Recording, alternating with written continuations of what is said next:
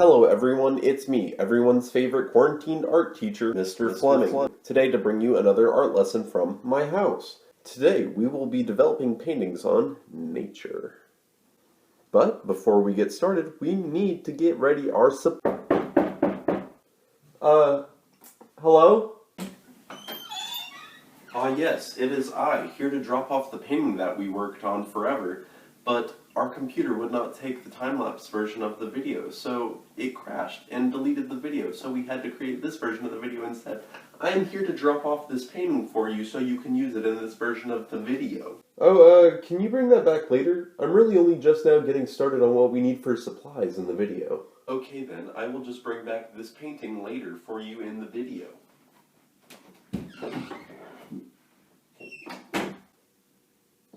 Okay, yeah, so that was a little weird.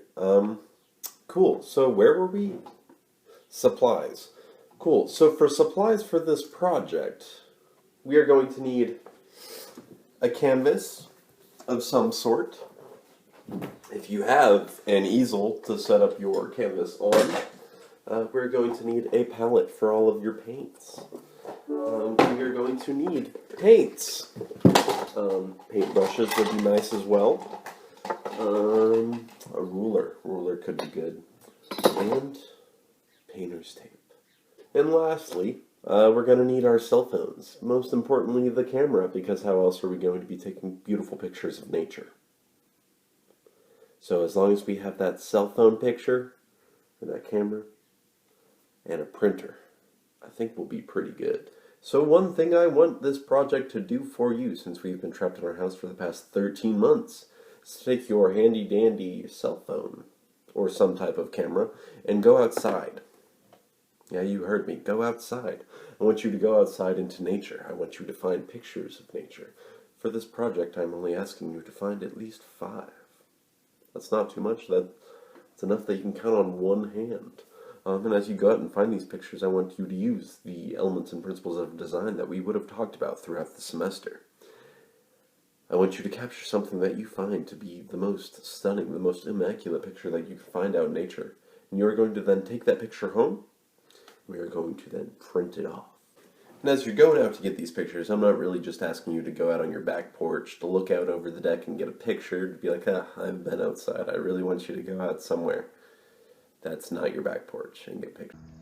Because it's like, this is really nice. I'm in nature.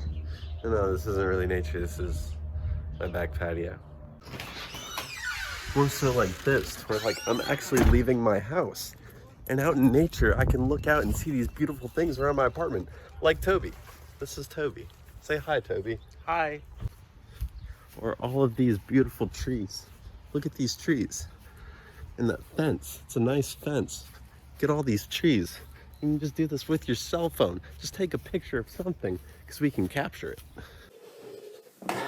But now we're back in the classroom, or more so my bedroom, because this is where I'm filming the video.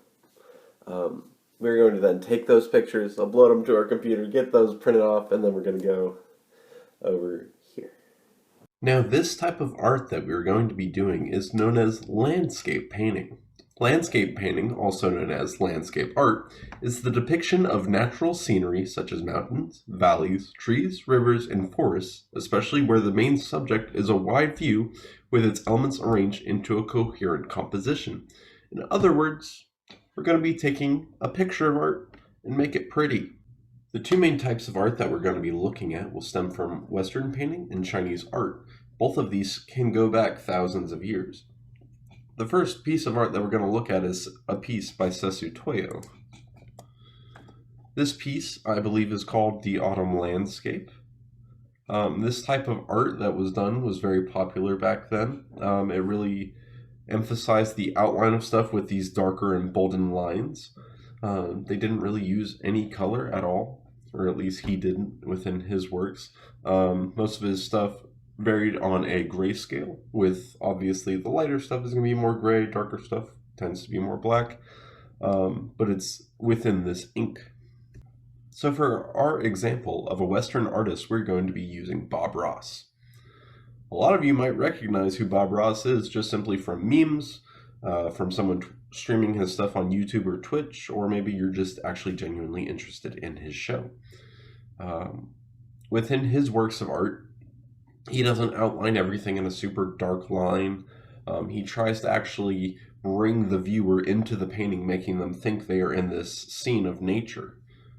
The difference in what we will be creating as compared to what Bob Ross did in his works of art is that we will be creating based on a picture of actual nature as compared to Bob Ross. He just created from his imagination.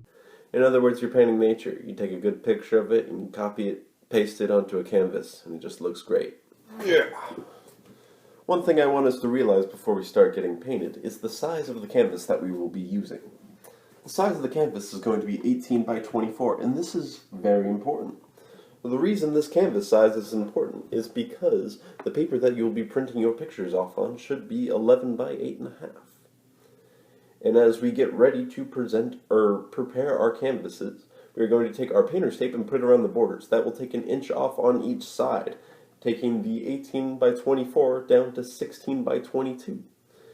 And that should be roughly 2 times or like twice as big as the 11 by 8.5. You're really just taking off that 0.5 as you put the 1 inch by 1 inch grid over your picture. You are then going to put a 2 inch by 2 inch grid over your canvas. This will make transferring your picture a lot easier onto the bigger scale canvas. Now here comes the actual fun part of the project, the part where we actually get to create the art. Hopefully by now, out of the 5 pictures you've taken, you have found a liking to one of those in hopes that you will want to create it or recreate it. Within this, you will have already created your 1 inch by 1 inch grid across your picture and your 2 inch by 2 inch grid on your canvas, as well as that 1 inch border around the edge. With this, you will then take your picture, you will take a pencil and begin to copy and paste the outline of your nature picture to your canvas. And then once you get that done, we can get started painting. Yes, come in. I'm assuming this is the part where you want me to bring the painting back? Because this is the part where we should be done and we created the art, correct, sir? I mean, yes, this is the part of the project where I would be finished up and I would be showing the students my work of art that I created.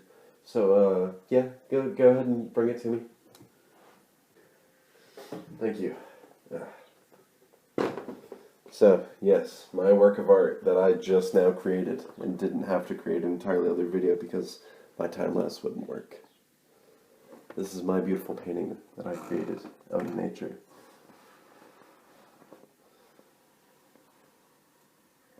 Okay, yeah, I'm gonna go now, because I'm gonna go back to my time, because my part here is done.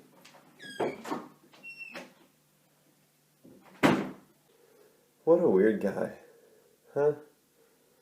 I mean, at least he brought me my art, but I mean, what a weird guy. Well, this has been another lesson with Mr. Fleming. I really hope you enjoyed sitting with me here today as we are quarantined at home dealing with this pandemic. Get outside, kids. Enjoy the sunlight. It's nature, but now it's art.